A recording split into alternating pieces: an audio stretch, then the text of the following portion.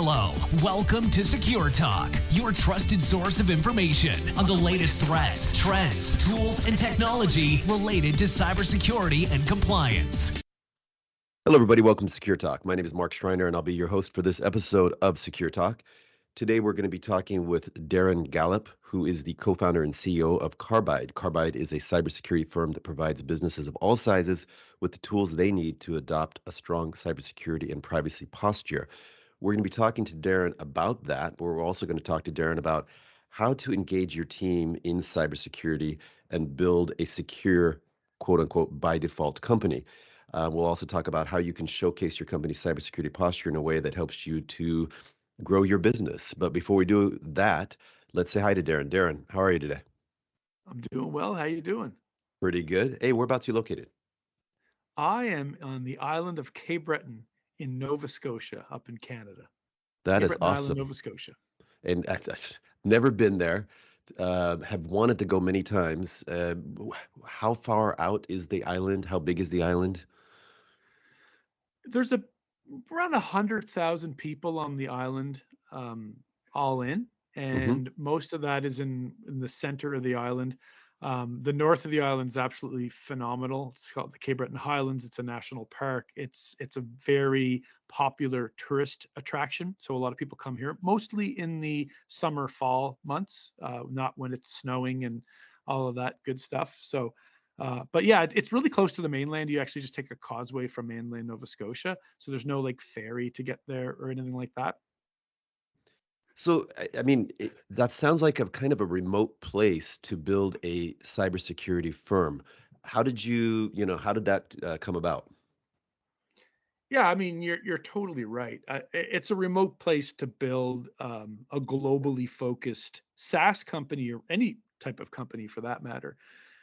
The way I look at it, for me, like this is where I live. So, and I believe that I love building businesses. This is the fourth business, I guess, real business that I've built over my career, and I've built them all from here. And my philosophy's always been that this is where I live, this is where I want to be. So I build things to facilitate my life. So, although I respect the folks that are like, hey, I'm going to go build a thing, and the best place in the world for me to be to do that is this particular city, maybe it be New York or Silicon Valley or something, and they get up and they move that. But that's kind of not the way I think about things. So, and in that equation, a lot of my mission in my sort of entrepreneurial career has been to try to help where I'm from. So you're right, it's a remote town, and historically it's a town that has not had a lot of technology and innovation in that regard as an industry, and it has survived primarily off of steel plants, coal,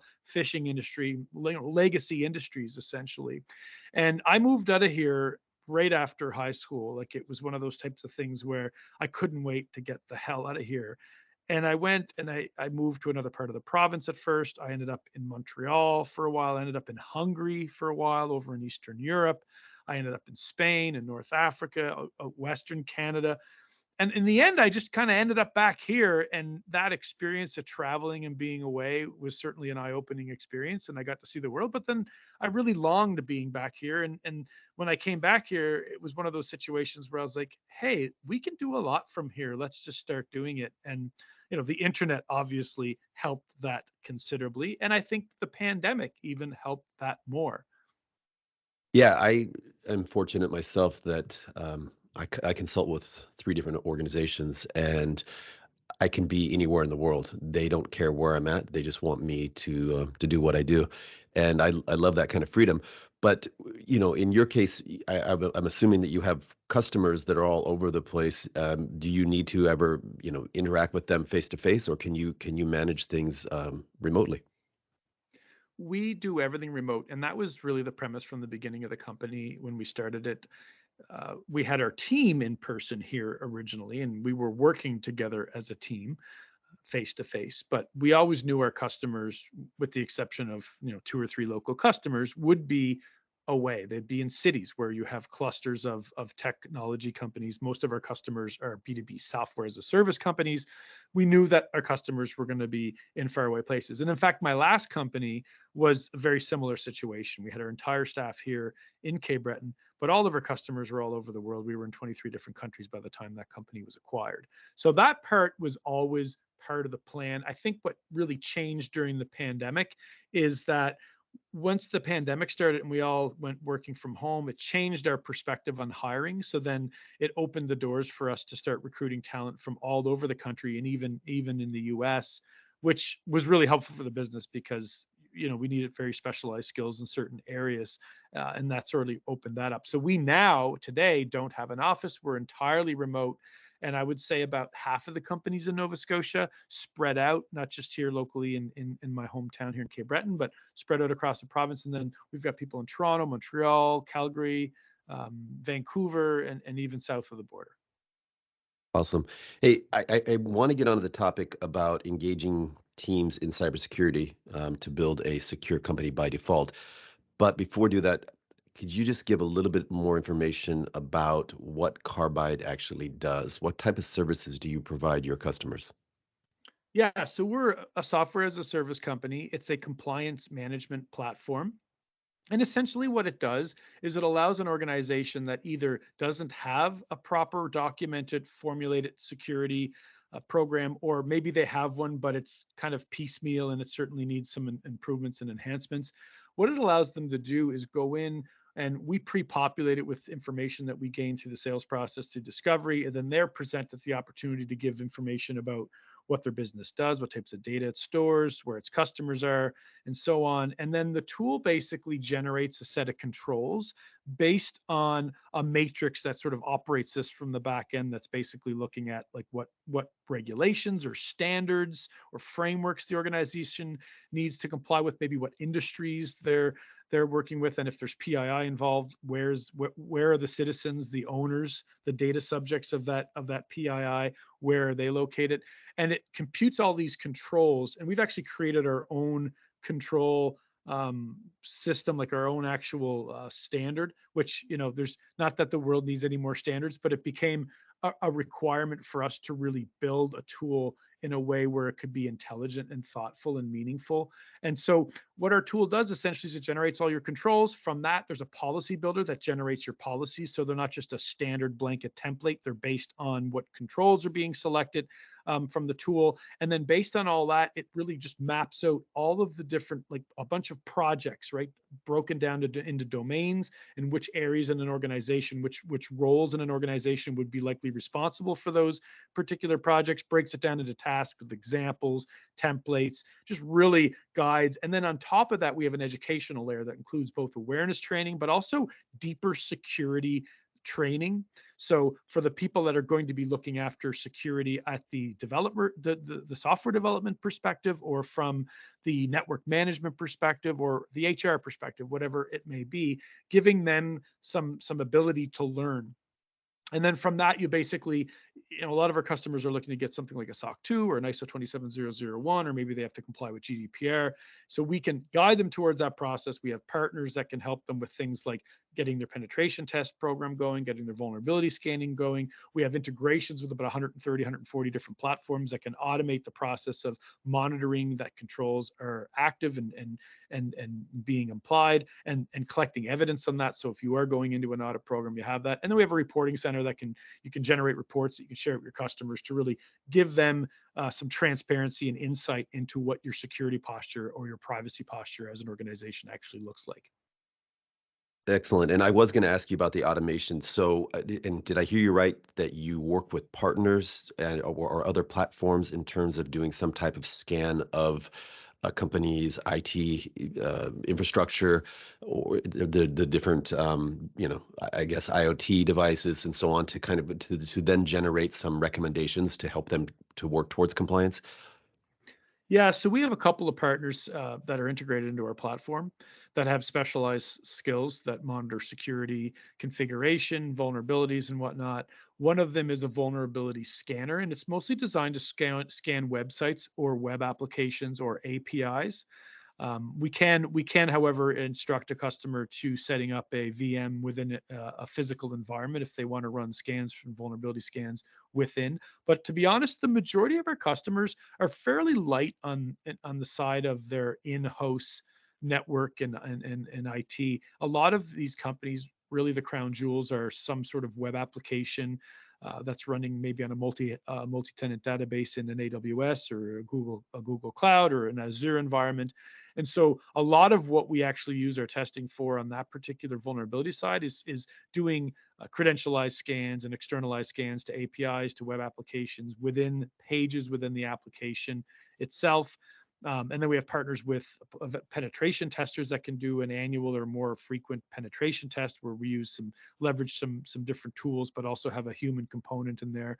And then we also have tools that will monitor compliance within an environment. So say, for example, if you have a web application hosted in AWS and you're leveraging something like a baseline like the CIS benchmark for AWS or AWS's own internally built best practices recommendation of a security configuration baseline, we can monitor that that's being respected throughout the whole process. So and collect evidence on that. Excellent.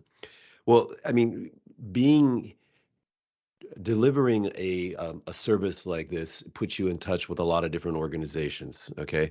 And you see, um, I guess, various scenarios in terms of how companies are trying to, secure their operations.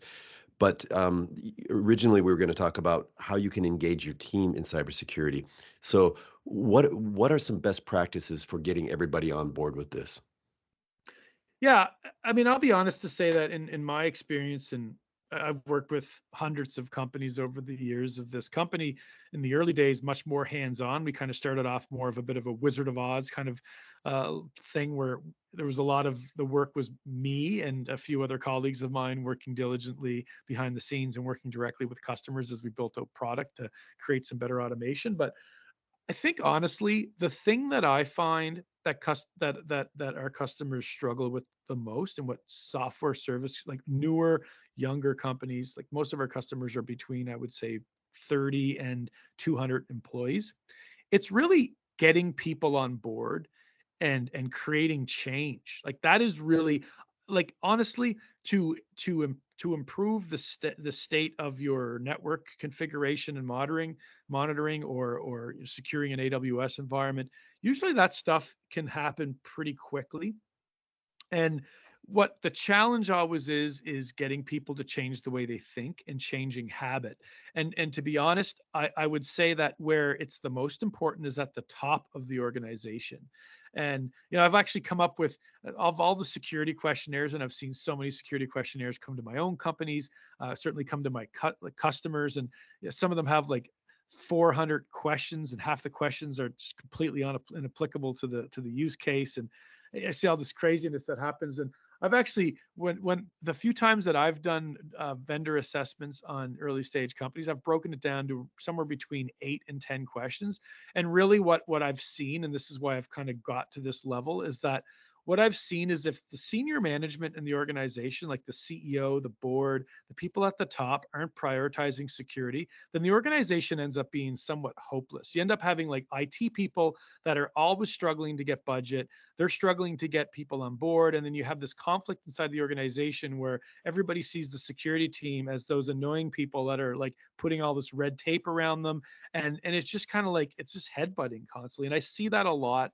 And I see it actually more in slightly larger businesses. So yeah, definitely getting people engaged in security and thinking of security less as a bolt-on. Like I really hate, and I see this so often. Somebody's like, "Yeah, we're not really thinking about security right now. We're just going to build all this technology, and then we'll do a security pass there before we launch." And it's like, yeah, no, that's not the way you do it, right? It's like saying we're going to build a house and then we'll build a foundation. It just doesn't make sense. And so I think changing the way people think about it is super critical. And it's tough, right? Like when you're talking to executives in the business, and I'm the CEO of a company, I totally get this.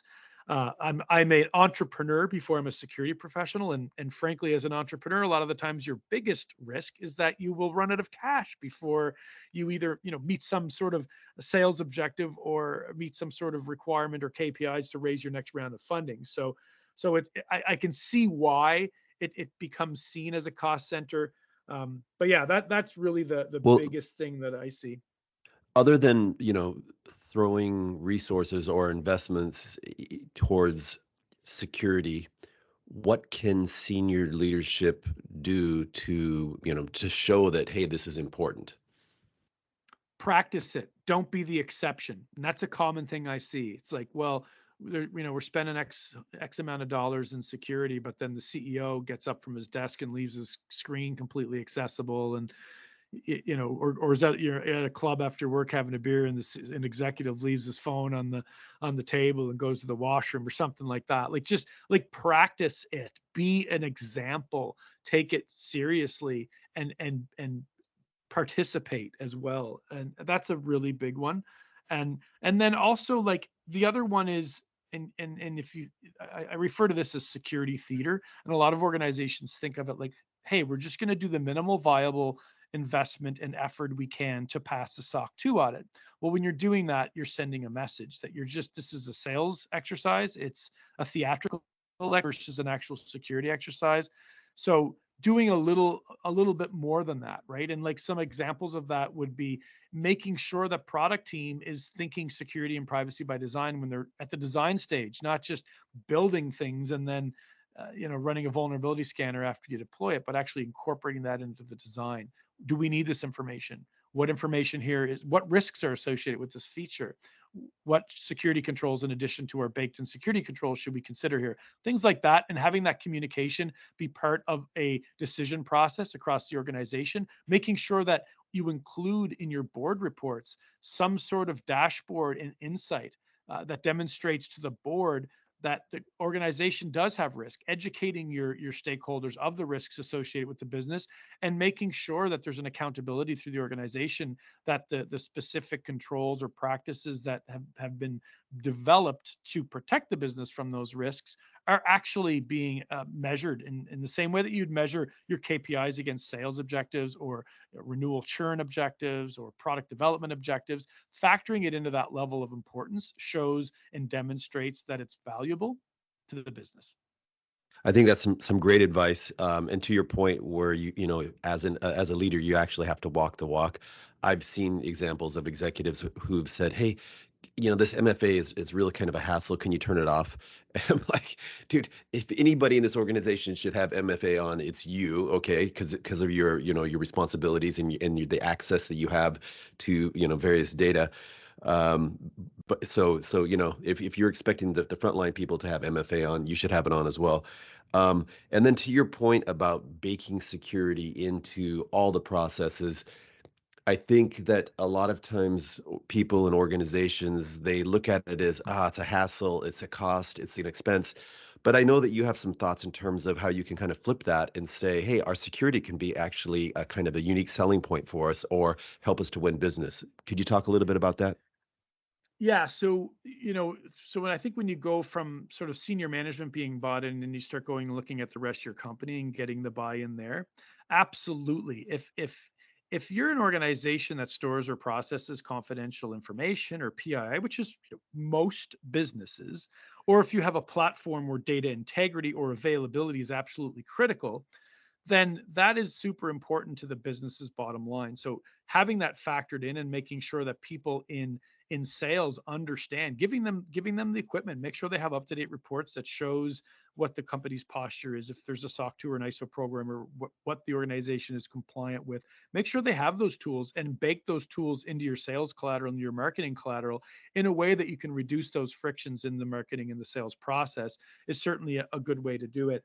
The other thing, and I guess this is maybe a little less sales oriented, but just a really good practice that I find when it comes to creating awareness around best practices within an entire organization from a human perspective. And I always think about awareness training.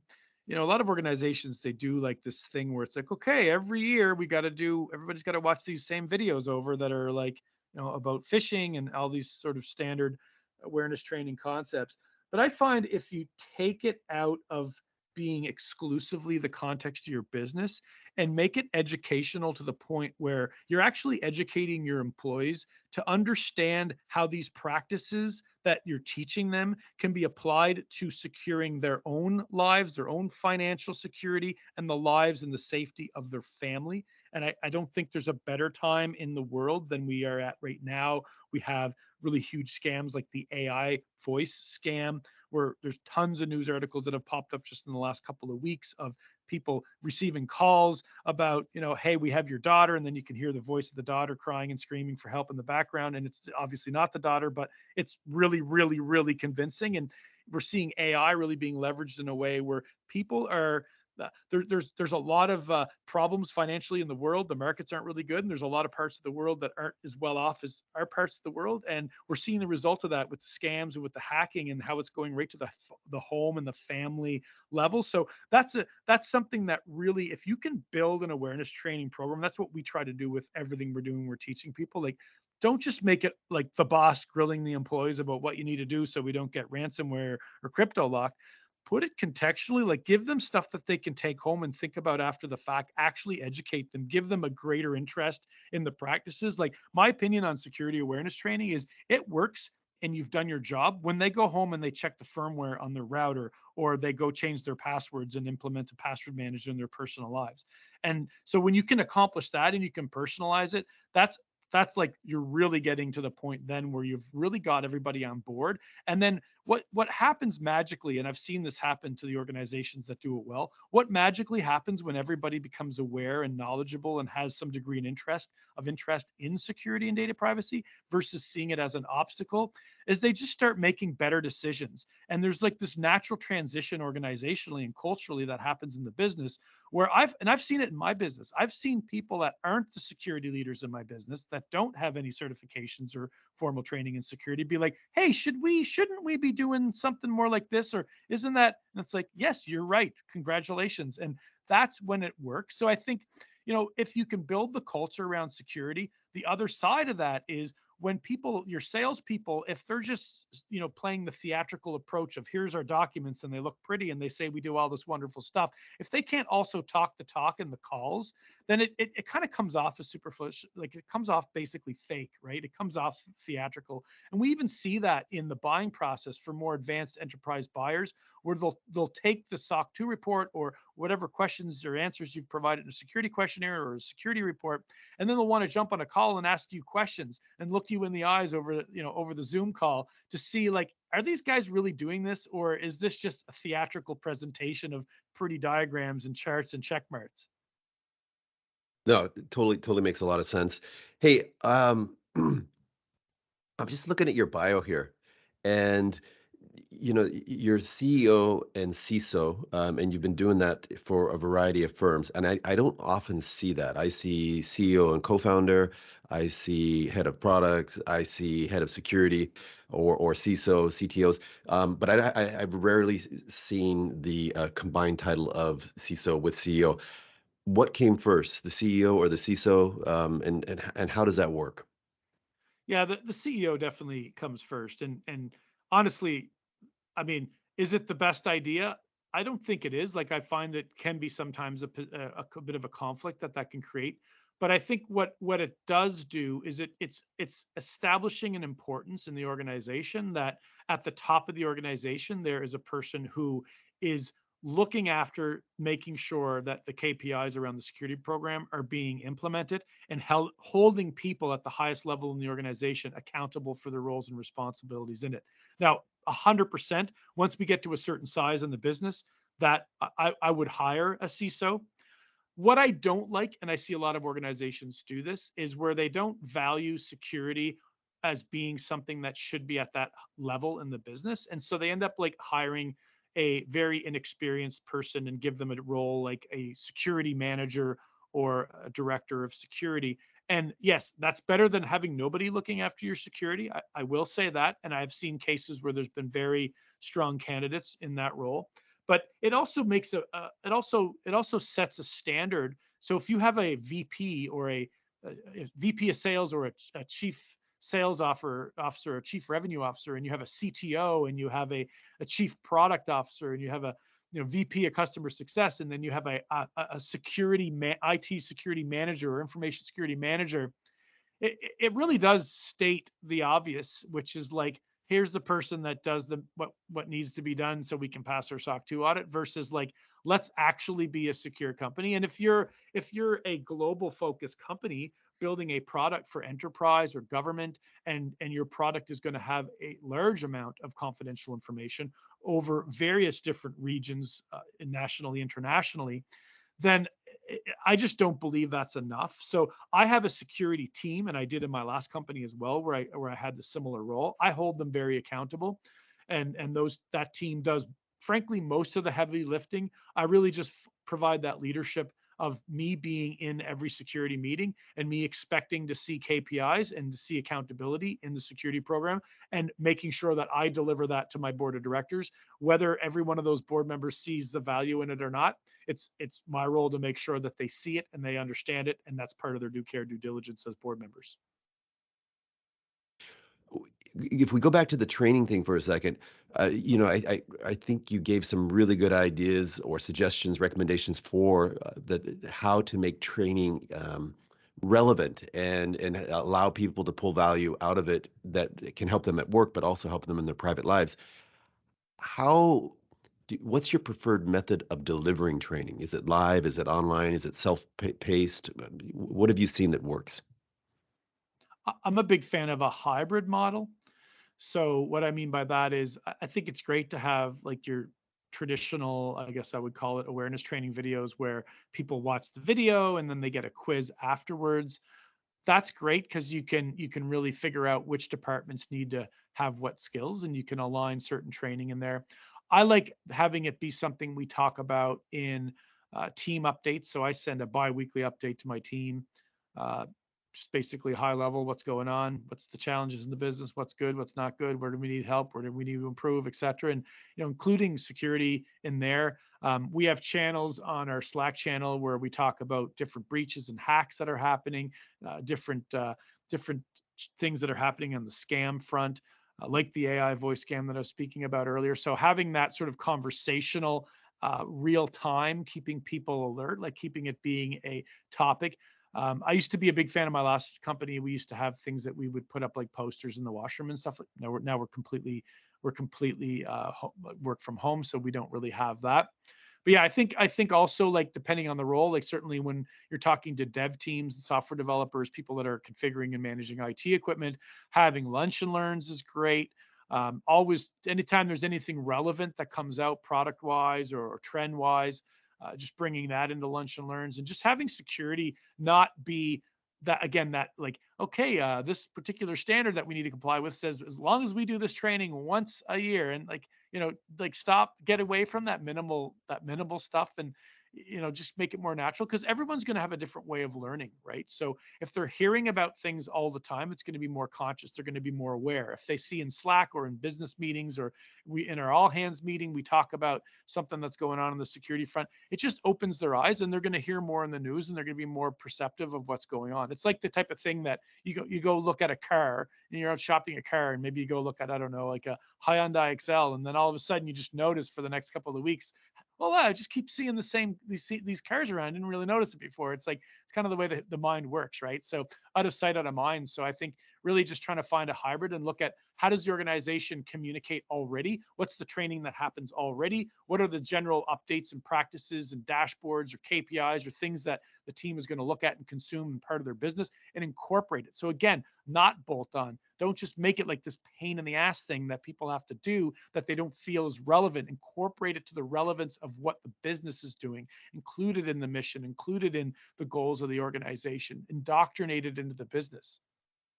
It's funny you bring up the example of, once you become aware of something, you start to see it more and more. And my example was, I'd never looked at a baby buggy in my entire life.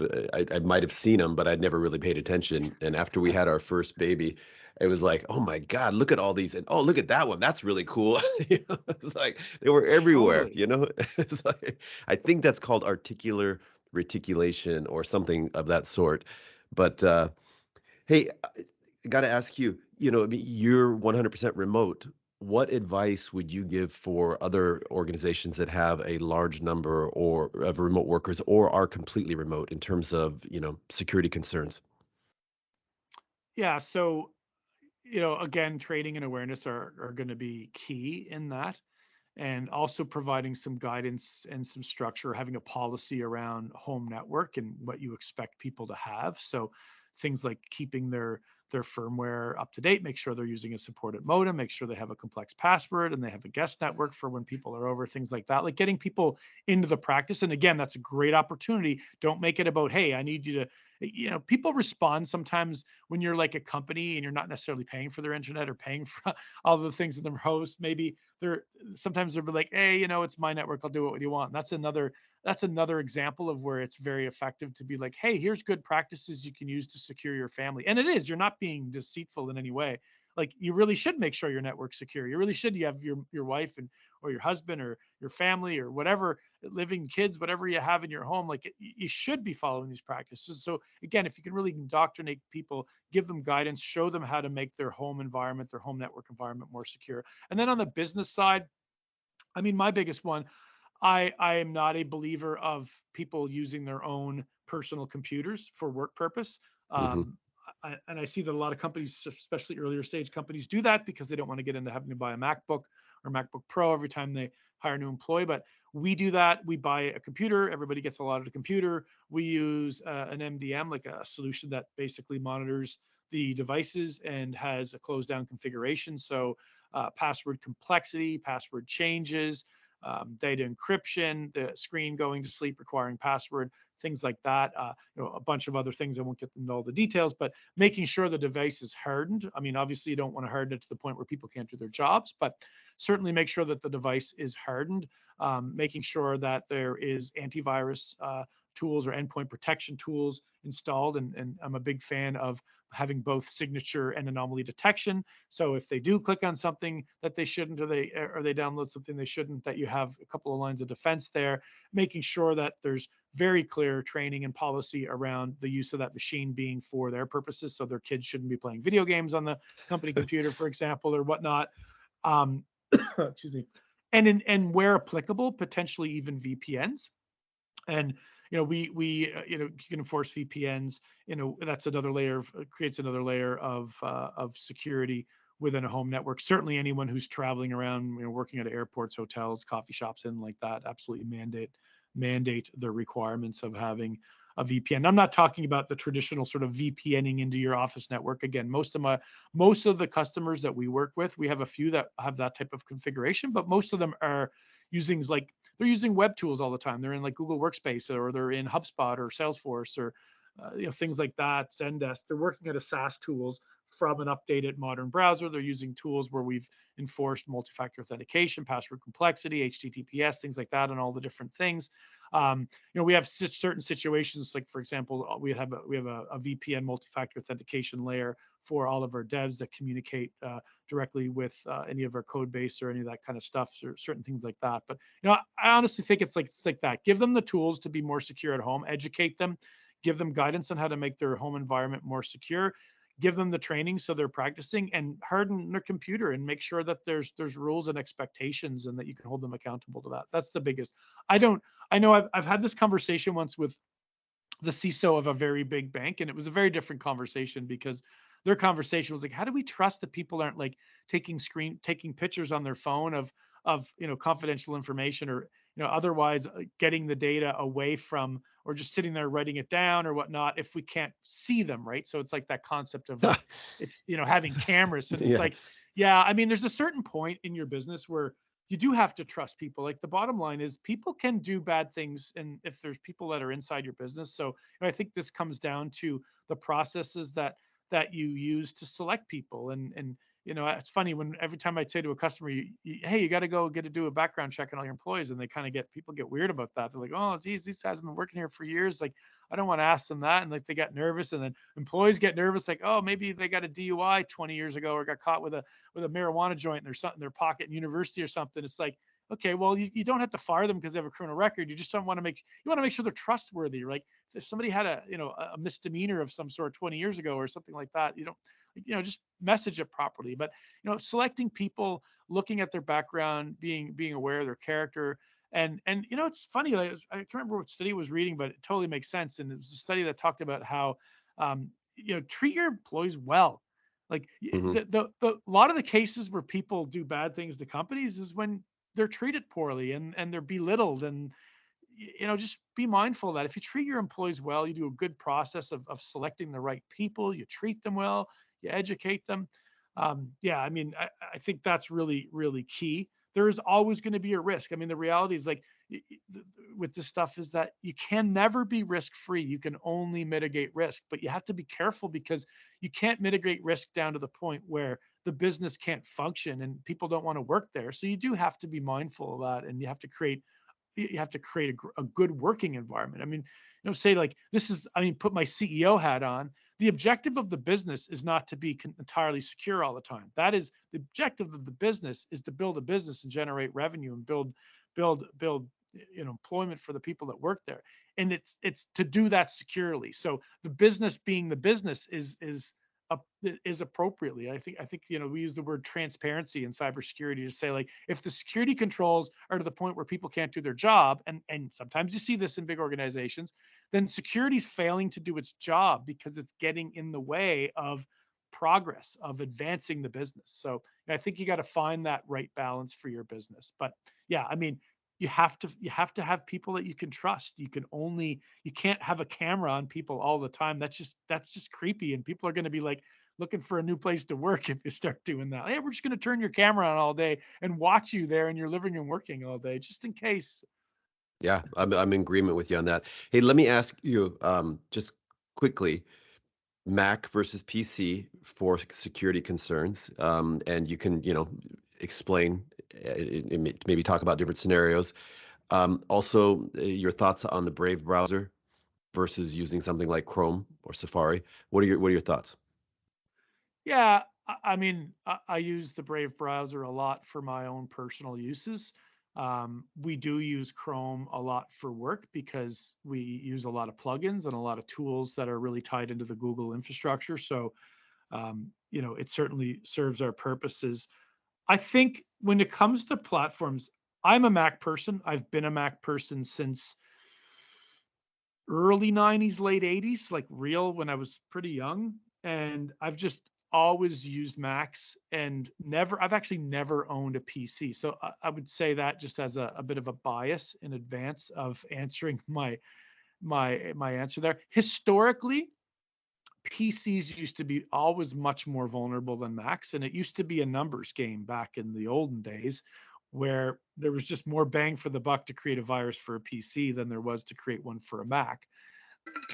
I think I think that now the numbers on Macs are a lot higher. So when people say things like, "Oh, I don't need to worry about that. I have a Mac," no, that's not the reality we live in today.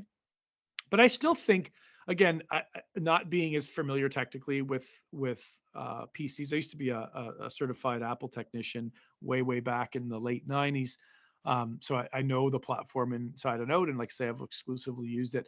They're doing a really good job at security by design or Hmm. security by default as well. So for example, it used to be you turn your computer on, and I remember I used to be like, anytime somebody's computer they forgot their password or something, I could always just break into it really quickly just by writing one little line of code that makes the machine in single user mode, makes the machine think that the startup configuration wasn't done, and it would kind of open the whole thing where it's like, hello, bonjour, buenos dias, welcome to Mac. And then you could set up a new admin account, and then you could change the passwords on the other accounts and have a free for all and all the data, right? But the last couple of years, they've really hardened down the machines. Like, I got my most recent Mac last year, and I was super impressed. Like, the file vault encryption was by default. Like a lot of things, we actually had a machine where we had an employee leave, and they gave us the machine, and they didn't give us their password to get into it. And we had some really smart people that are really good at hacking into devices, have a real hard time get that machine going. Let's just put it that way. So I would still say they do. They also have some really good baked in antivirus protection. It doesn't come with like a GUI, so you can't like go see like what's going on. But it's yeah, I think it's still pretty solid. We've never in all of the years of both of my companies, we've never had. The only time we had a Mac or a few Macs infected by any type of malware has been actually when in my last company when we used to have Microsoft Office installed on the machines, and we had some sort of macro virus there that corrupted a bunch of data. But that's the only time I've ever actually seen in any of my businesses in the last 15 years, all on Mac, have any issues. So I stick by that, but I have to be honest with, I don't really know as much about modern, what Windows machines are like from a security standpoint in their more modern state. Well, I would say that I'm a Mac person as well. I'm talking to you on a MacBook Pro right now, and I've been using Macs for a long time. That said, I think that the Microsoft ecosystem, when you talk about Windows 10 and their devices that are kind of fully integrated in that platform, have made a lot of gains. And this is not just security related, but in terms of usability, the new surfaces that look very similar to the MacBook Pros, they have an amazing amount of functionality, including touchscreens, which Macs don't do, right? So Yeah. that's going to be an interesting. I don't know. We'll see how if they're able to bring over any Mac users. That said, most of the Mac users I know are kind of like you, both for security and usability. They're never going back. But hey, last one more question in terms of how do you select a VPN? Because there's all types of VPN providers out there. How do you know if you can trust them? Yeah. So what's your advice? Yeah, so I mean, it's a great question. I've traditionally been fairly weary of the free model. I'm a big fan of looking at a security company and that has a VPN and look at their history, what's their security practices. It's kind of the same way as I'd look at other companies. What are their policies? Where are they located? What are the rules and regulations in terms of that? And also it comes down to your use case too. Like, why are you using the VPN? In most of the cases that I work in, it's usually to secure the transmission of data over an uncontrolled. I like to call it an uncontrolled network. So a network that you don't know, maybe it's secure, maybe it's not. Might be a coffee shop, might be a WeWork facility or a shared office space. And so, that's the way I really look at it. I think that a lot of them, obviously, the speed is going to be important as well. I think a lot of them, if you're dealing with a reputable company that has a good history of security practices, and look, I was always say like, look, is there any history of breaches or any other challenges that you might want to be aware of? But yeah, there's a lot of options, and we've used a pile of different ones in my personal life. I've used PIA, personal internet access, was one that I've used. I know my wife uses that one. And that works really well from a personal perspective.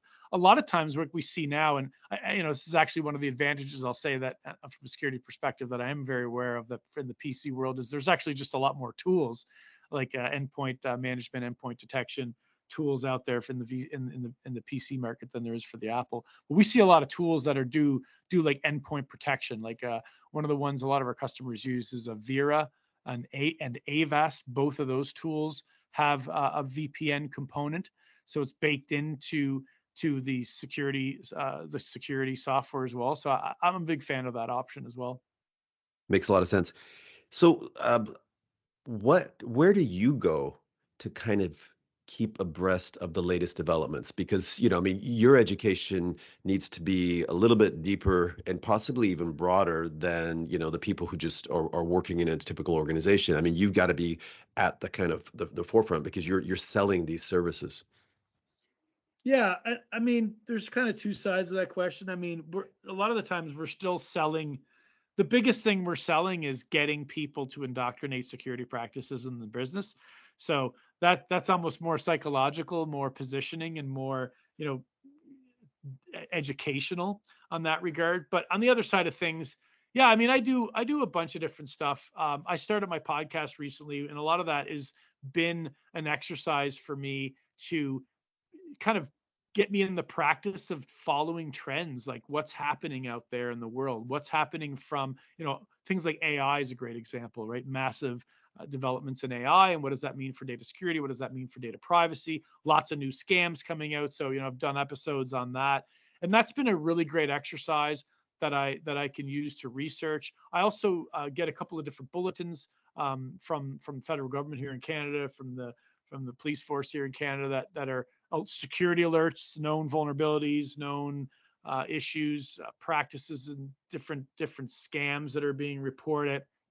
And we have a channel internally, which is for me but also for my whole team, because they too, especially those that are customer facing and product developing folks, need to be aware. So we talk about a lot of, what are the trends, what are the concerns, what are the risks that are coming up, what are the new threats in the landscape, and what are the new tools that are coming up, what are the new best practices that are coming up, right? So it's kind of a hybrid, not too different to my approach on how I think people should do awareness training. It's like, and the other thing, like more formally, I'll usually do another cert. Like I did a cert last year. I did a privacy cert, and I'll probably do another certification this year or next year. Just kind of force me to have a goal in mind and read some curriculum and do that. So it's kind of a hybrid of all that. I also listen to podcasts in the space and have a lot of watch a few different folks like that are talking about new cutting edge stuff. So and my LinkedIn has become a really good one as well. So I've gotten in the practice of posting on LinkedIn, and part of that has been reading what other people that I respect in the industry are posting, and it kind of just great to think. It just kind of evokes thought and reading the comments that people that are practitioners in the space, like people that are CISOs of different companies and talking about different things. I find that a really great way, because I find what was being talked about a lot of the times in social media, and certainly more so LinkedIn for me, seems to be a really popular place for this these days. But people are talking about, they're not talking about the standard old school stuff. They're talking about like what's happening in the world. So it's a really great way to keep up to date. And that also sparks tons of ideas that, for my podcast, I'll see a news article and then some really great commentary from a bunch of experts, and then, think about that a little bit. And then all of a sudden, then I'm sitting down Saturday morning, recording a podcast about that for my viewers and listeners. I think that's some excellent advice and a great system to kind of keep aware of what's going on out there. If people want to find out more about Carbide or connect with you or listen to your podcast, what are the best ways for them to do that?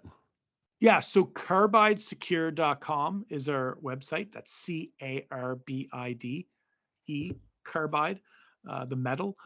Carbidesecure.com is our website, and I can be reached from the website. I'm also pretty active on LinkedIn, and just Darren Gallop. There's not many Darren Gallops. I think there's one other Darren Gallop in the world, and he has nothing to do with cybersecurity. So that's an easy find. And my podcast is called Why I Am Still Awake, and it's distributed over most popular, 12 or 13 different platforms, including Apple Podcast and Spotify, Google's platform, Amazon, and so on. So yeah, I'm not a hard person to find. Awesome. Hey, Darren, I really appreciate your time, and thank you so much for being on Secure Talk. Thanks for having me. Hello, welcome to Secure Talk, your trusted source of information on the latest threats, trends, tools, and technology related to cybersecurity and compliance.